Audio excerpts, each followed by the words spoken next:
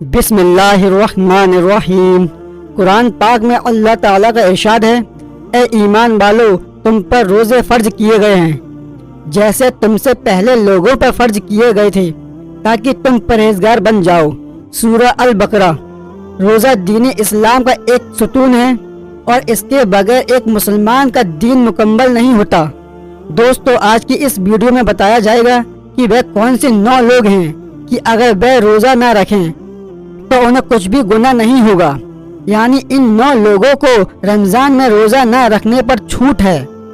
ہر مسلمان مرد عورت جو بالغ ہو اور اپنے ہوش و حواس میں ہو، اس پر رمضان کے روزے فرض ہیں، یعنی کہ اس کے لیے پورے مہینے کے روزے رکھنا ضروری ہے، اور اگر وہ ان کی فرضیت کا انکار کرتا ہے تو وہ کافر ہے اور بلا وجہ روزہ چھوڑنا گناہ ہے۔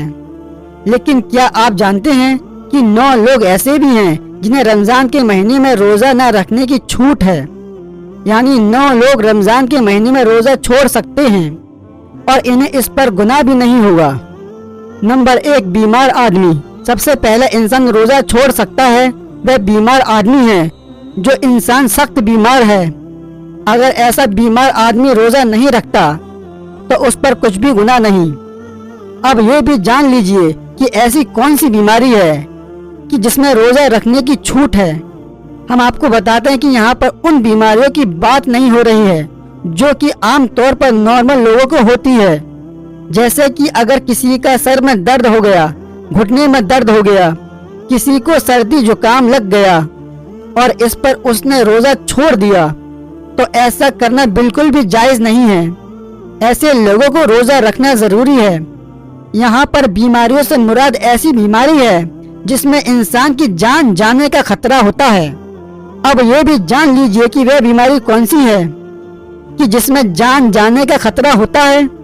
اگر کوئی ماہر ڈاکٹر آپ کو یہ کہہ دے کہ اگر آپ بھوکے پیاسے رہے، یعنی روزہ رکھا تو روزہ رکھنے سے آپ کی جان جانے کا خطرہ ہو سکتا ہے، کہ اگر آپ نے روزہ رکھا تو آپ کی بیماری ٹھیک نہیں ہوگی یا آپ کی بیماری اور بڑھ جائے گی، تو ایسی صورت میں رمضان کے مہینے میں روزہ چھوڑنا جائز ہے۔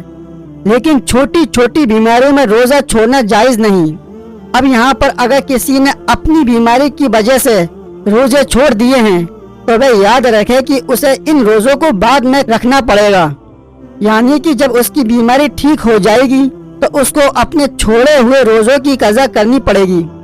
اور اگر کسی کی بیماری ایسی ہے کہ وہ ٹھیک ہی نہیں ہوئی اور اس کا آخری وقت قریب آ گیا، تو ایسے میں وہ اپنے گھر والوں کو یہ وصیت کرے کہ میرے اتنے روزے چھوٹ گئے ہیں اور وہ ان کا فدیہ ادا کریں۔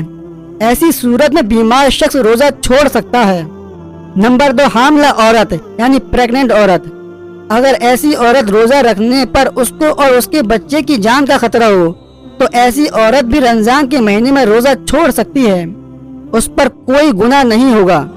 ایسی عورت کے لیے بھی روزہ نہیں رکھنا جائز ہے، لیکن یاد رہے کہ ایسی عورت بھی اپنے چھوڑے ہوئے روزے بعد میں رکھے گی، یعنی کہ جب اس کی صحت ٹھیک ہو جائے تو اسے بھی اپنے چھوڑے ہوئے روزے کی قضا کرنی ہوگی۔ اور اگر کوئی حاملہ عورت ہے اور اس کا ڈاکٹر اگر اسے یہ کہہ دے روزہ رکھنے سے، یعنی روزے میں بھوکا پیاسا رہنے سے اس کی یا بچے کی جان جانے کا کوئی خطرہ نہیں ہے، تو ایسی عورت کے لیے روزہ رکھنا ضروری ہوگا۔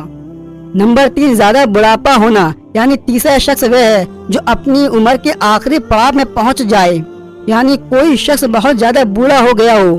تو اگر کوئی ایسا شخص ہے جو اپنے بڑھاپے کی وجہ سے اپنی جگہ سے اٹھ بھی نہیں سکتا، بیٹھ بھی نہیں سکتا، اور وہ اپنے بڑھاپے کی وجہ سے اتنا کمزور ہو گیا ہے کہ اس میں روزہ رکھنے کی بالکل بھی طاقت نہیں ہے، تو ایسا شخص بھی اگر رمضان کے مہینے میں روزے نہیں رکھے گا تو اس پر بھی کوئی گناہ نہیں ہوگا۔ تو ایسے بوڑھے شخص کے لیے بھی روزہ چھوڑنا جائز ہے، لیکن یاد رہے کہ ایسے شخص کے لیے بھی فدیہ ادا کرنا ضروری ہے۔ اور پھر اگر ایسے شخص کو بعد میں اتنی طاقت آ جائے اور وہ اپنے آپ کو تندرست محسوس کرے تو اس کو چاہیے کہ وہ اپنے چھوڑے ہوئے روزے بعد میں رکھ لے۔ لیکن اگر کوئی شخص اپنے بڑھاپے کی وجہ سے اتنا کمزور ہو گیا ہو کہ اسے اپنے ٹھیک اور صحت مند ہونے کی کوئی امید نہیں ہے تو اس کے لیے روزے معاف ہیں، لیکن اسے بھی اپنے ہر روزے کے بدلے میں فدیہ دینا پڑے گا۔ नंबर 4, दूध पिलाने वाली औरत। ये बात भी साफ कर दें कि पहले ज़माने में ऐसी औरतें हुआ करती थीं जो लोगों के बच्चों को दूध पिलाने का काम किया करती थीं। वह लोगों के बच्चों को अपने साथ ले जाया करती थीं और 2-2.5 साल के लिए उस बच्चे को दूध पिलाया करती थीं और उन्हें दाई कहा जाता था। ऐसी औरतों के लिए भी रमज़ान में रोज़े न रखने पर छूट है जो बच्चे को दूध पिलाती हैं। लेकिन चूंकि अब ऐसा ज़माना नहीं रहा, लिहाजा ऐसी माएँ जो अपने बच्चों को दूध पिलाती हैं और अगर उनका डॉक्टर उन्हें यह कह दे कि उनके रोज़े रखने की वजह से उनके बच्चे को खतरा है, तो ऐसी माओं को भी रोज़ा छोड़ने पर कोई गुनाह नहीं है। लेकिन याद रहे कि ऐसी औरत को भी बाद में अपने उन रोज़ों की कज़ा ज़रूर करनी होगी। नंबर 5, पागल दीवाना शख्स, यानी 5वां शख्स वह है जिसका दिमाग खराब हो चुका हो और वह पागल दीवाना हो चुका हो और जो अपने आपे से बाहर हो चुका हो और जो बहकी बहकी बातें करता हो और जो अचानक बेहोश हो जाता हो, तो ऐसे लोगों को भी रोज़ा छोड़ना जायज़ है। यानी कि अगर ऐसा शख्स भी रोज़ा न रखे तो उस पर कोई गुनाह नहीं होगा। लेकिन ऐसे शख्स को भी चाहिए कि बाद में जब वह ठीक हो जाए तो अपने छोड़े हुए रोज़ों की कज़ा कर ले। नंबर 6, नफासत वाली औरतें, यानी ऐसी औरतें जिनका महीना पीरियड चल रहा हो। वे हैज़ वाली औरतें हैं और ऐसी औरतें जिन्होंने बच्चे को जन्म दिया हो और अभी तक उनका खून आना बंद ना हुआ हो, तो ऐसी औरतों को नफासत वाली औरतें कहते हैं। यहाँ पर ऐसी औरतों का भी रोज़ा रखना जायज़ नहीं है। रोज़ा रखने के बाद इस नफासत का खून पर रोज़ा टूट जाता है। यहाँ ये बात भी याद रखें कि पहले बयान किए गए 5 किस्म के लोग अगर रोज़ा रख लेते हैं उनका रोज़ा कबूल हो जाएगा। लेकिन हैज़ और नफासत वाली खवातीन अपने इस हालत में रोज़ा नहीं रख सकती हैं और अगर वह रख लेती हैं तो उनका रोज़ा कबूल नहीं होगा और उन पर सख्त गुनाह होगा। ऐसी औरत जब बाद में पाक साफ हो जाए तो उसके लिए ज़रूरी है कि वह अपने छोड़े हुए रोज़े रख ले। नंबर 7, सफ़र पर होना, यानी मुसाफिर होना। ऐसा इंसान जो सफ़र में हो तो उसके लिए भी रोज़ा न रखने की छूट है और रोज़ा न रखने पर उसके लिए कुछ भी गुनाह नहीं होगा। लेकिन ये बात भी जान लीजिए कि इस सिलसिले में सफ़र कैसा होगा। जो सफ़र 82 किलोमीटर से ज़्यादा हो और वह कम से कम 15 दिन के सफ़र की नियत करके घर से निकला हो, तो ऐसे मुसाफिर शख्स के लिए रोज़ा न रखने पर छूट है। लेकिन जब उसका सफ़र ख़त्म हो जाए तो फिर उसके लिए रोज़ा रखना ज़रूरी हो जाता है।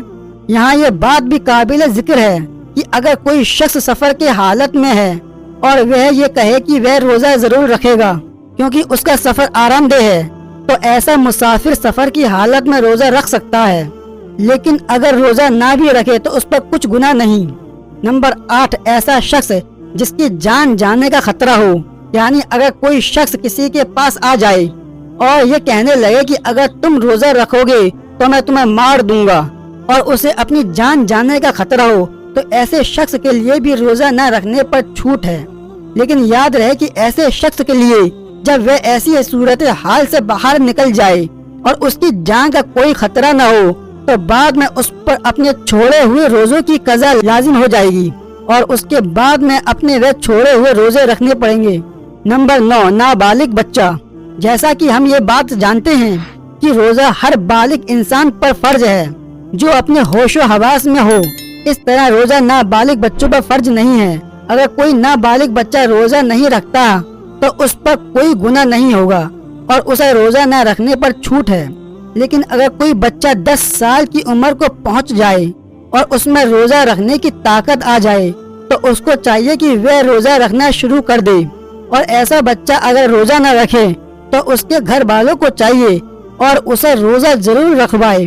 दोस्तों, ये 9 तरह के लोग हैं जिनके लिए रमज़ान के महीने में रोज़ा रखना ज़रूरी नहीं है और वे बाद में अपने रोज़े की कज़ा कर सकते हैं, जबकि इनके अलावा बाकी तमाम लोगों पर रमज़ान के रोज़े रखना फ़र्ज है। दोस्तों, रमज़ान के रोज़े के मुतालिक कोई भी बातें हों या कोई भी मसला पेश आए तो अपने मस्जिद के इमाम साहब या किसी अच्छे आलिम दीन से राब्ता करें, वे आपकी बेहतर रहनुमाई करेंगे। अल्लाह से दुआ है कि तमाम मुसलमानों को माह रमज़ान मुबारक के रोज़े खुशी खुशी से रखने की ताकत और तौफीक अता फरमाए। आमीन या रब्बुल आलमीन।